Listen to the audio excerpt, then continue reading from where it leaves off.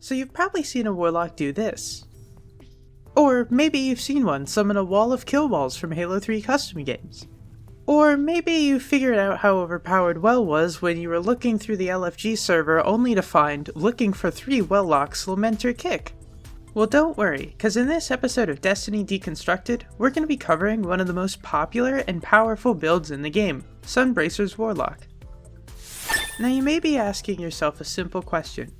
Okay, how do I actually know it's the best build in the game though? Well, to test that theory, I went in and soloed a GM with it.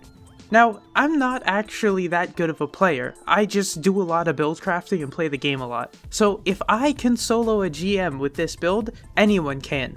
I'm gonna put the gameplay of the GM at the end of the video, so stay tuned for that. But first, I think it's important to just jump right into the build. The weapons used for this build will vary on a case-by-case basis, based off of what activity you're playing. However, for newer players, I'd recommend a mix of Riptide, Sunshot, and Eager Edge. Riptide will give you a nice balance of overload and unstop because of Chill Clip. The slow from Chill Clip will stun overload champions, and the eventual freeze and shatter will stun unstoppable champions. The reason I'm recommending Sunshot here is because it has very strong ad clear and heavy solar synergy. It's also extremely easy to obtain since it's a red war exotic, so any exotic that you find on the ground could be a Sunshot. If you can afford to swap it out, I'd actually also recommend Zaoli's Bane, so that way you can free up your exotic slot but still have access to a solar hand cannon that has explosive rounds.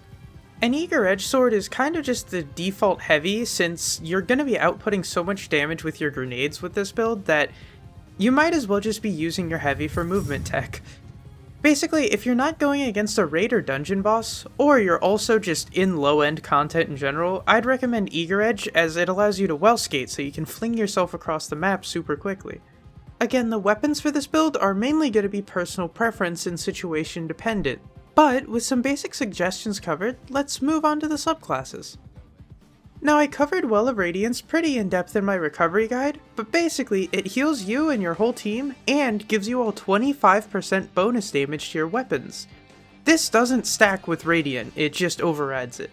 It's genuinely one of the strongest supers in the game, and I genuinely don't know how Bungie has let it stay in this state for the past like 4 years. It's really weird.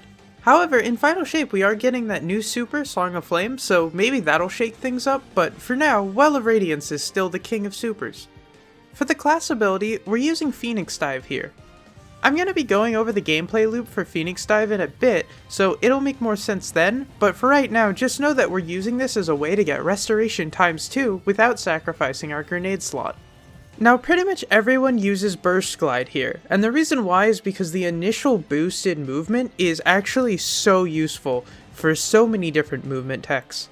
However, I know some people enjoy Strafe Glide, and as long as we can get together and rally behind the fact that no one likes Balance Glide, I think we're all gonna be alright. So for over a year, Celestial Fire didn't work with Sunbracers. However, Bungie recently patched that, so for our melee choice, we actually have options here. Celestial Fire gives us a nice long range option, but Incinerator Snap can get us a guaranteed ignition proc. Now if that ignition proc kills an enemy, it also will proc Sunbracers. So personally, I go Incinerator Snap, however I do know some people who will go Celestial Fire. Really, it comes down to personal preference. The grenade of choice for this build is the Solar Grenade. Now, back in episode 1 when we covered its amazing AoE and damage. However, it's also the only grenade in the game that works with Sunbracers. So if we're going to be using Sunbracers, then it's kind of a given that we're going to be using Solar Grenades. So in terms of covering aspects, we actually have a pretty hard choice to make here. Unfortunately, with the way that this build works, there's not really any room for Icarus dash, as much as that pains me to say. Now, Heat Rises is kind of a complex aspect just because of how many different ways it can be used, but basically it makes it so you can shoot your weapons in the air, and more importantly for this build, it gives you melee energy back when you get kills in the air.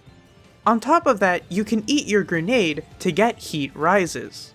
Now, while you have Heat Rises, if you use a Phoenix Dive, it gives you Restoration ×2.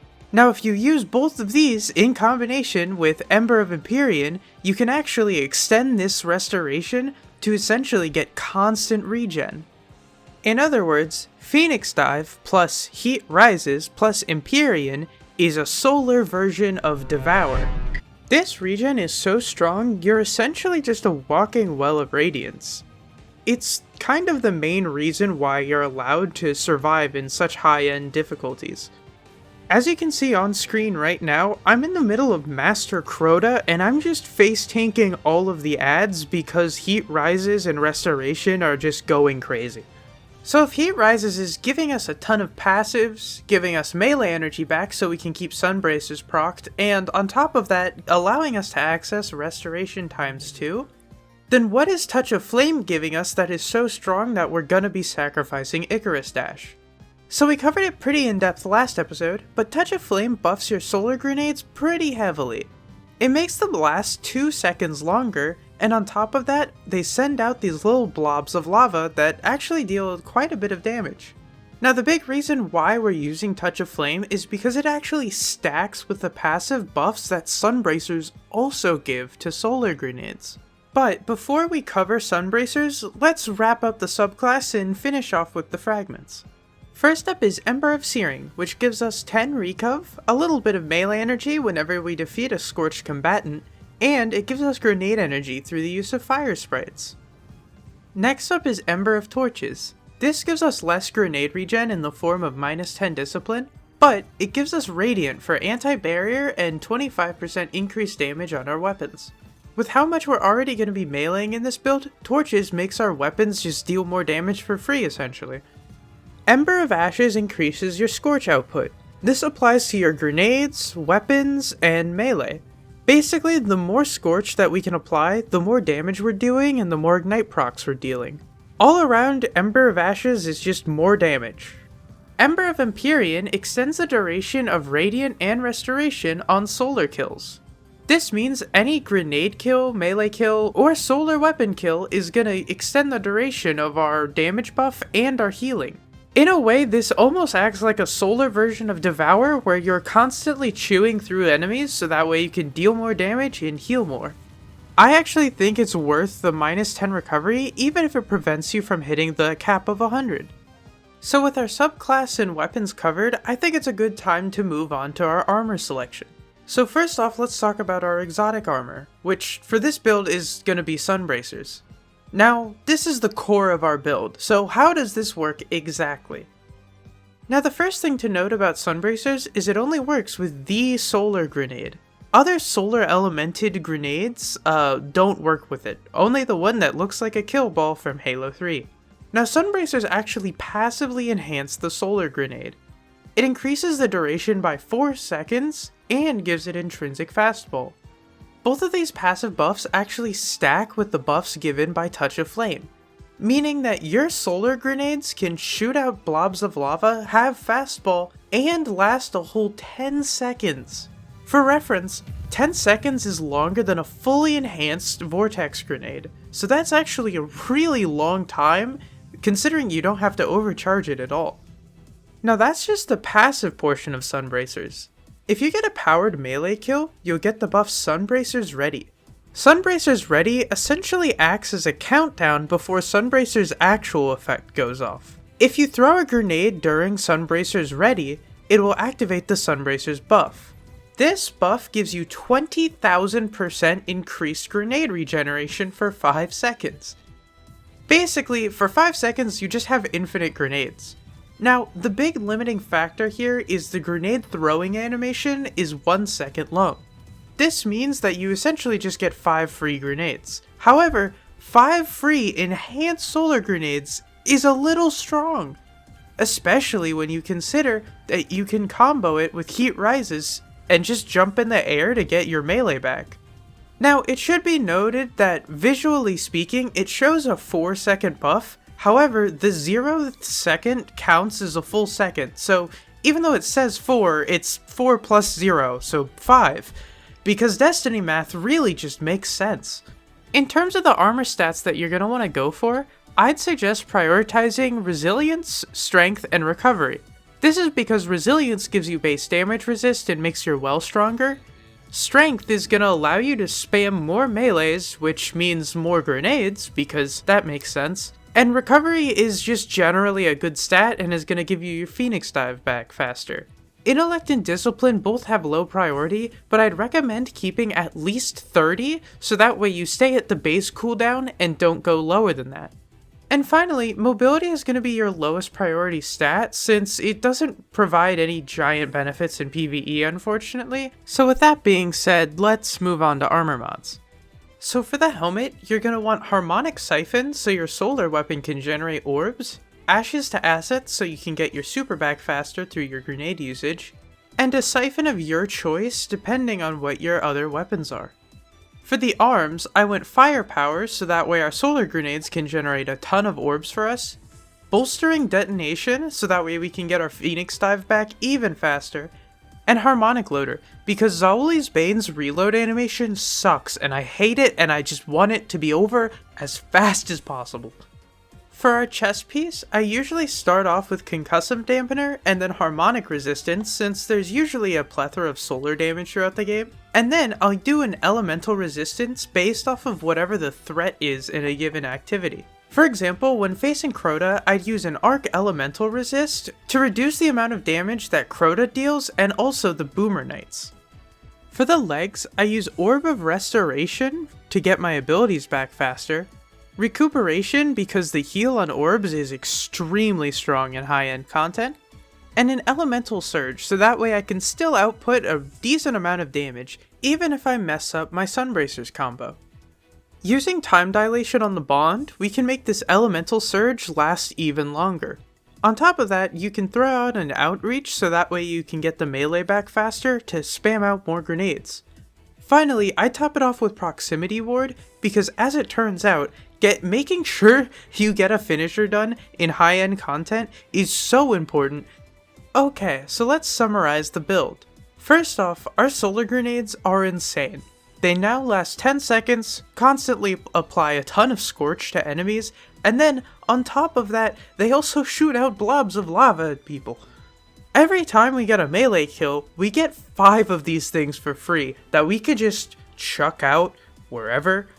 Now stacking solar grenades doesn't stack the damage over time, however it does apply more scorch, so you actually do get a minor increase in damage. However, the real beauty of these things is spreading them out over a large area and just watching them melt entire rooms in GMs. So the basic combo here is using heat rises, or meleeing into a heat rises, then spam a bunch of grenades, then finish it off with a phoenix dive. Now your solar grenades should be getting kills while you're in your phoenix dive, meaning your restoration should shoot up immediately because of Empyrean. As long as you do these 4 things, you should be good. Now this is a summary of how the gameplay loop works, but let's do an actual overview of some high-end gameplay. So just jumping straight into it, we're gonna immediately pull out our spare rune boost. That's because this is the Devil's Lair strike, and the most efficient tactic available here at the beginning is to boost past the enemies and bonk this overload. Now, you technically don't have to kill the overload here at the start of this GM, but I do it anyways because I feel like it. Now, I'm actually going to be skipping through parts of this GM so it doesn't take up too much time in this video. However, you can find the full unedited gameplay at my YouTube channel. I'll have it linked in the description below, so go check it out if you're interested. Now skipping forward here, we're going to immediately find this dreg, melee him, and use that to proc our Sunbracers and cook the room. Note how I'm jumping in the air here to get my melee back. I'm also saving that last grenade so I can proc heat rises. Here I'm just going to be laying into this anti-barrier champion after I bait him forward. I'm continually laying into him with Arbalest and making sure that the weapon is reloaded whenever his shield is up, so that way I can, pop it. As I push forward through the strike, here's an example of me using my hand cannon to whittle someone down before meleeing them to use Sunbracers. In high-end content, using your primary to whittle down enemies so that way you can proc Sunbracers is going to be key to proccing it. As you can see here, I push forward and use my incinerator snap, and then it gets an ignite, which procs Sunbracers. This is one of the main reasons why I use incinerator snap in high-end content, because it essentially secures the kill if you can aim it right. Again, we're just going to be pushing forward using our melee to proc Sunbracers, and as you can see here, I'm using Phoenix Dive while my Sunbracer's already out, and it shoots my restoration up to 12 seconds.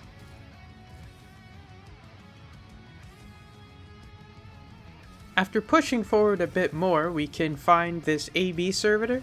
Now, I just pop down my well and lay into it with Arbalest. The Well of Radiance healing allows me to tank so many sniper shots here and even push forward a bit and try and get a Sunbracers proc, but unfortunately it doesn't connect because I'm not using Celestial Fire here. Now remember, Touch of Flame and Sunbracers both passively buff solar grenades, so I'm just using them whenever they're available.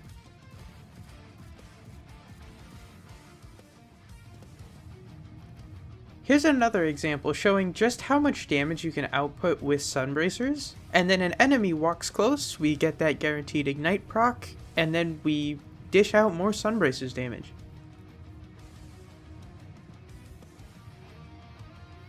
Entering the boss room here, I immediately well, so that way I can survive, and then I actually mess up my Sunbracers combo here, but it's all good because Well of Radiance allows you to tank so much and just get away with so many silly mistakes that you can kind of just brute force it. Moving on into the boss room, I duck into this little room in the left here and use it for cover, and I'm just using Sunbracers to get procs and slowly clear ads.